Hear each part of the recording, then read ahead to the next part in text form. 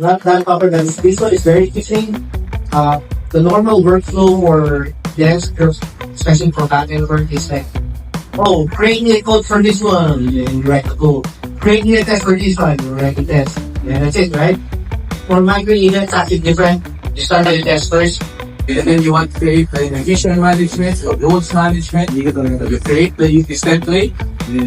We then create prompts. Then AI na okay, using this template.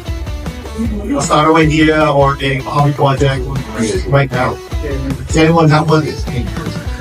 No, do you have one? Can you take up one?